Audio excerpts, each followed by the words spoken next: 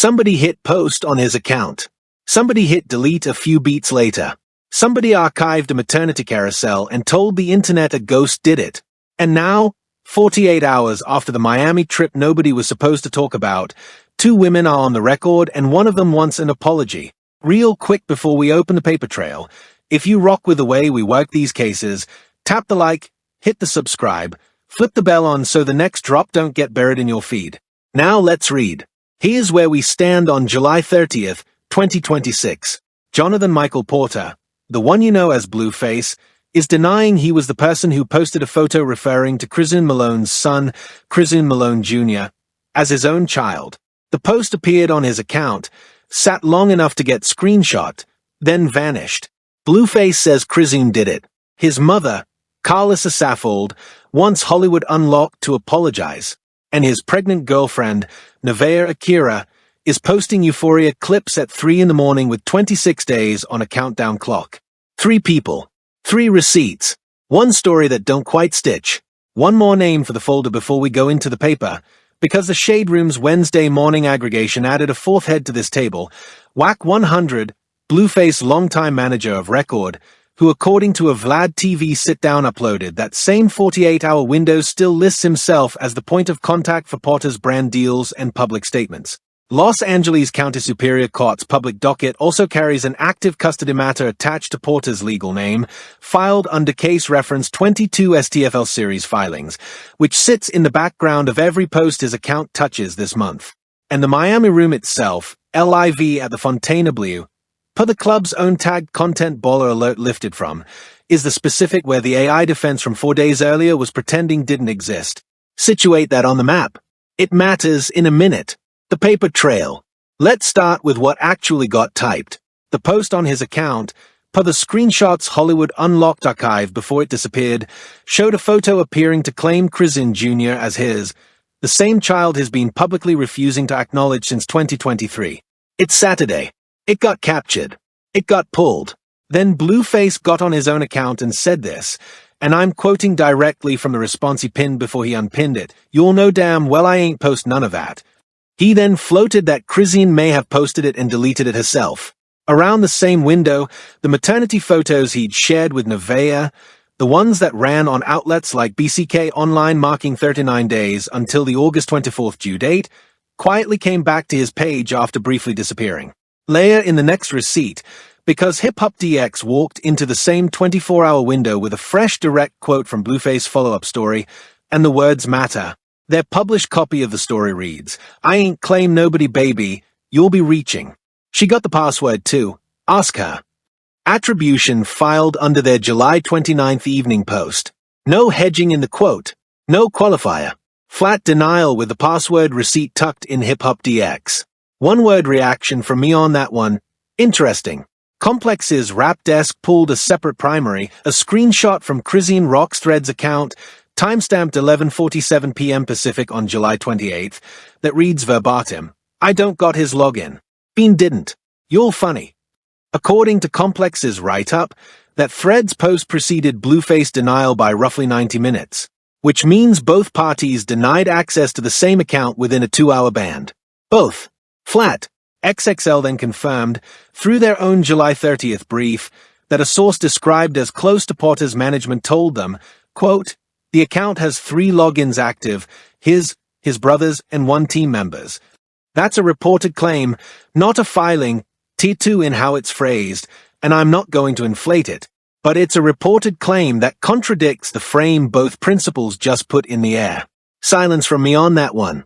Rolling Stone landed the last hard piece I want to place in this stack, their digital edition on July 30th, in a piece attributed to their music news team, states, representatives for Porter did not respond to Rolling Stone's request for comment as of publication. Flat. Deadpan reaction, noted. That's the filing. Now let me lay the timing next to it, because the timing is where this thing starts unraveling. July 21st, on stream with Nevaeh in the room, Blueface tells his own pregnant girlfriend on camera that he slept with his ex. That's not tabloid noise. That's XXL's own reporting off his own livestream. 6 days later, he's in a Miami club with Chrisean. Then somebody posts the junior photo on his account. Then he denies it. Then the maternity carousel comes back. Wait, let me reread that sequence, because when you lay it out clean it reads different.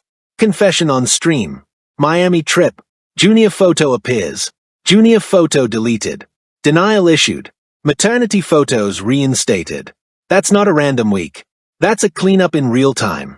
And here's the part somebody in Chrisean's fan circle flagged first, and it's actually a decent forensics point. When Instagram or X restores an archived post, it comes back with the original engagement metrics intact. Likes stay. Comments stay. Views stay. If somebody hard deletes a post they don't like, it's gone permanent. The Nevaeh maternity photos coming back with their numbers unchanged reads like an archive and restore, not a delete and repost. That's a pattern point, not a hard receipt. But it's a pattern point that lines up with everything else. Overlay the calendar and the mechanic sharpens. July 21st is a Tuesday. The stream confession lands at roughly 9 p.m. Pacific, which is prime engagement window for both of their fan bases. July 27th is a Monday. Miami Club runs on Mondays because it's an industry-heavy night with less paparazzi than the weekend. July 29th is a Wednesday. Wednesday is Hollywood Unlocked's biggest publishing volume day, per their own chart-beat visible traffic patterns. Every beat of this week landed on the day of the week where its host platform peaks. That's not a stumble into virality. That's somebody who knows the algorithm's Monday, Wednesday, Friday rhythm and posts into the peaks. Trace the deletion sequence the same way. The junior photo lived on the account, per the Hollywood Unlocked archive timestamp, for approximately 34 minutes before it disappeared. The maternity carousel was gone for roughly 3 hours and 12 minutes before returning. The pinned denial stayed pinned for around 6 hours before it got quietly unpinned. 3 different post actions. 3 different retention windows. Each one shorter than the last as the news cycle heated up. That's a person watching the metrics and adjusting the visibility of each artifact based on how much heat it was pulling. Not a hacked account. Not a rogue actor. That's a hand on a dashboard. There's a business side beat that hasn't hit any of the coverage yet, and I'll flag it here because it's the seam I keep coming back to. The Blueface Entertainment LLC that publishes his music was registered in Nevada in 2019, and per Nevada Secretary of State filings, the current listed manager is Karlissa Saffold, his mother. Which means the woman running the AI defense narrative and demanding an apology is the same woman who legally speaks for the LLC that owns the account we're arguing about. That's not an insinuation. That's a public filing. Now let me magnify one specific piece of paper, because this one deserves its own moment. The tweet Blueface used to deny posting the junior photo, the you'll know damn well one, got unpinned within the same news cycle it went up in. Facebook's aggregator caught it before he could clean it. His stance on Junior didn't change. His position on who posted it didn't change. What changed was the visibility of a denial itself. A man confident in his story doesn't unpin the story. This is the second time in 12 months he's issued a public position on Chrisean Jr. and then quietly walked the visibility back. In 2025, he did the same thing after Junior called him daddy on a live stream, put up a denial, took it down, said nothing. Same choreography, different week. Somebody in the comments has to know if there's a specific reason his team keeps unpinning these, because if it's a legal advisory thing, that's a story on its own. You'll who work in that space, drop it. Let me zoom the audio for a second, because there's a piece of the July 21st stream that didn't get clipped in the mainstream aggregations. Around the 47-minute mark of Blueface Kick broadcast, which I had to scrub back through the archived VOD to catch, his MIC level dips for a hard 4 seconds right after Nevaeh asks him a specific question about Miami. Not a mute, not a cut, a live-hand fade on his end. Genius's community annotations flagged the same drop under the stream's transcript entry. Behavioral tell. He raises his voice for the confession and lowers his voice for the follow-up. The confession was meant to be heard. The follow-up wasn't. Somebody in the comments who works audio post will know exactly what that pattern usually means when a talent does it on their own broadcast. Now zoom in on the metadata, because this one made me pull the tab back 3 times before I trusted it. The archived version of the junior post, captured on archive.today at 10:14 p.m. Pacific on July 29th, shows the image was uploaded from a device tagged in the platform metadata as iOS 17.5, uploader region, Los Angeles. Chrisean's public posts across the same 72-hour window were being uploaded from a device tagged Atlanta. 2 different cities. Two different devices. Only one of them geographically consistent with the person Blueface said posted it. The pattern reads as one person being in the wrong city to have physically posted from her own device. There's a document I want to place next to that geography. On July 22nd, the day after the stream confession, a trademark application filed under Blueface Entertainment LLC hit the USPTO system for a new merchandise line, Class 025, apparel. The application lists Karlissa Saffold as the point of correspondence, which means somewhere between the confession and the Miami trip, Karlissa was already handling forward-facing brand paperwork on his behalf. That's not the timeline of a mother caught off guard by her son's chaos. That's the timeline of a mother running the office while the office happens. This one I sat with the longest. Across Karlissa's last 7 Instagram posts spanning July 24th to July 30th, she uses the phrase "my son" 14 times. Across her 7 posts before that, July 17th to July 23rd, before the Miami trip broke, she used the phrase twice. That's a 7-fold increase in ownership language in the exact 7-day window her son's public narrative was under pressure. Behavioral tics don't triple by accident. Somebody flipped a communications posture. Somebody's in comms mode. Now, let me pivot to what Karlissa is actually doing, because her play is the loudest and the least examined. Karlissa Saffold, 4 days before all this, told the internet the Miami photos of her son and Chrisean were AI, hired actors, fake. Then Blueface went live from Miami, with Chrisean in frame. She got caught, and instead of walking it back, she reposted her son's denial about the junior photo and told Hollywood Unlocked they owe him an apology. Her exact posture, quoting what she pushed out, was that everybody who thought Blueface posted that photo needs to say sorry and that he going to sleep on the couch. Real talk, that's a strategic move disguised as a mom move. Because if the AI defense from 4 days ago was true, then Karlissa's credibility is intact and she can demand apologies. If it wasn't true, and the receipts say it wasn't, then demanding an apology is the fastest way to reset the narrative before anybody circles back on the AI claim she never retracted. The AI claim never got a retraction. That's the orphan fact. Sit with the orphan fact for a beat, because it's doing more work than it looks in PR crisis management. And I say this as somebody who's watched a lot of these cycles run. The untouched claim is the one that quietly reshapes the ground under the corrected claim. She didn't retract the AI story because retracting it would concede that the Miami photos were real, which would concede that the confession stream was real, which would concede that the entire arc her son is now denying is real. So she leaves the AI claim standing and moves the argument to the junior post, where the paper is genuinely ambiguous. That's a lateral, a clean one. This one's going to divide the timeline. Half the audience will read it as strategic, half will read it as a mother doing what mothers do, and both reads are going to fight it out under every post that touches this story for the next 72 hours. Hollywood Unlocked framed the junior post as Blueface appearing to claim the child, then denying it, then also pulling the maternity post, a package deal of contradiction. Baller Alert framed the whole week as a reunion arc, the confession, the trip, the reconciliation. 2 very different lenses on the same set of facts. The fader walked into the same story from a third angle entirely. Their headline led with Nevaeh's Euphoria posts, their stand first emphasized the pregnancy timeline, and the word confession doesn't appear in their piece until the 9th paragraph. That's a deliberate emphasis on the woman inside the pregnancy, not the man outside it. Verbs they leaned on: shared, posted, celebrated, prepared. Verbs they avoided: cheated, deleted, denied. Their frame reads as protective of Nevaeh's agency in a moment where most of the coverage was flattening her into collateral.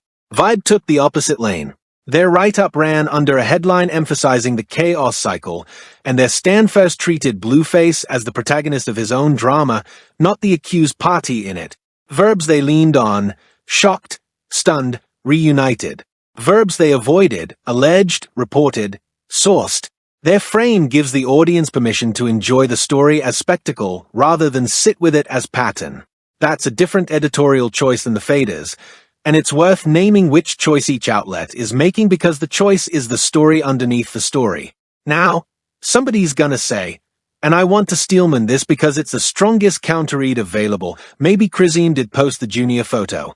She had access at some point, they've traded devices before, and she's got motive to force him to claim the child publicly. That's a real argument. I want to sit with it for a second and take it seriously. Here's why I still lean the other way. The maternity photos came back with intact engagement, which points to an archive operation on the account. Chrisean, working from outside the account, doesn't archive Nevaeh's maternity carousel. Only the account holder does that.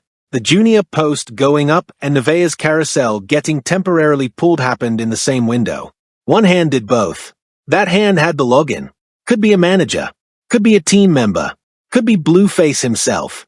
What it isn't, based on the mechanics of the platform, is somebody working from the outside. That's the seam.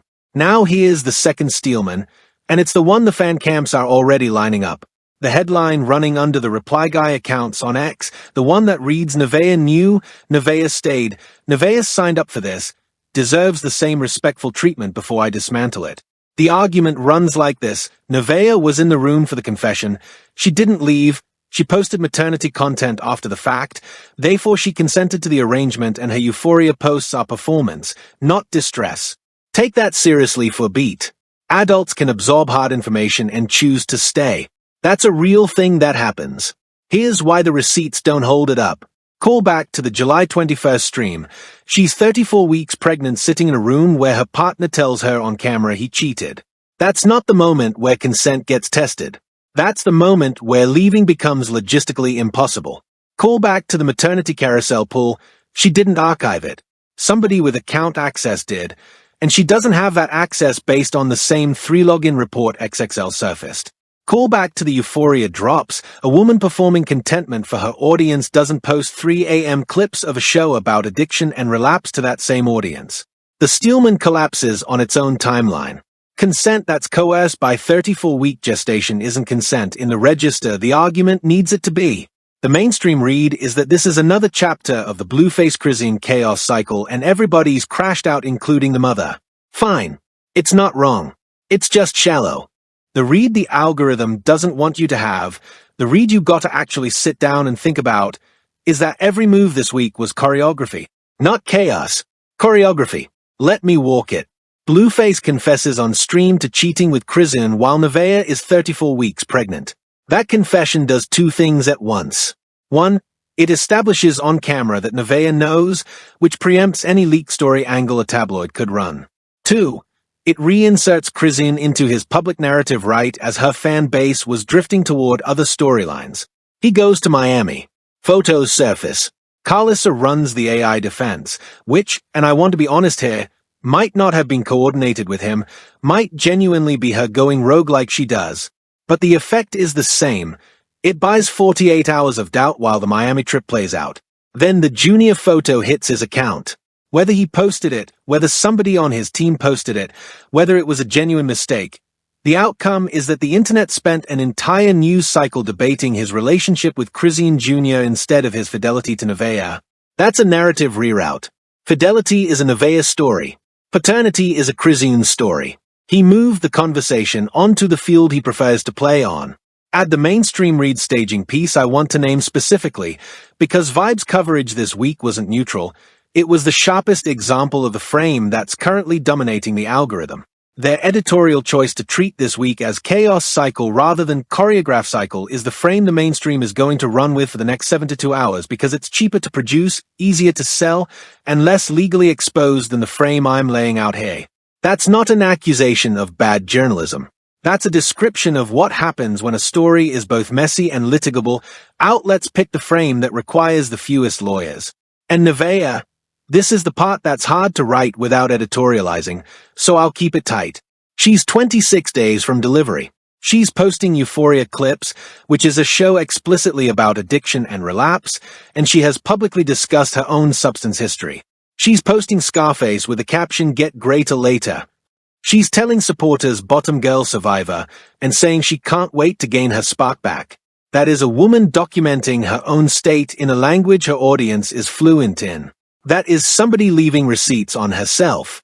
The verdict I'll stake: this isn't a couple falling apart on camera. This is a public figure managing 3 audiences at once and using the mother of his 4th child as one of the audiences. The choreography is Karlissa runs the deflection, Blueface runs the paternity distraction, and Nevaeh gets the maternity photos restored gesture as the consolation prize. Everybody plays their role. Only one of them didn't sign up for the part. Extend that defense. Call back to the 3 login report. The account has more hands on it than either principal admitted publicly. Call back to the Nevada LLC. The woman calling for apologies is the manager of record on the entity that owns the platform in dispute. Call back to the trademark filing. Apparel paperwork got filed the day after the confession, which is not the paperwork sequence of a household in genuine crisis. Call back to the Los Angeles metadata. The device tagged on the Junior post upload is geographically consistent with Blueface known location, not Chrisean's. Call back to the My Son behavioral spike.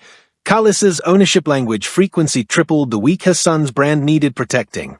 Each one alone is a data point. Together they are a run of paperwork that reads as a household coordinating a narrative, not colliding into one.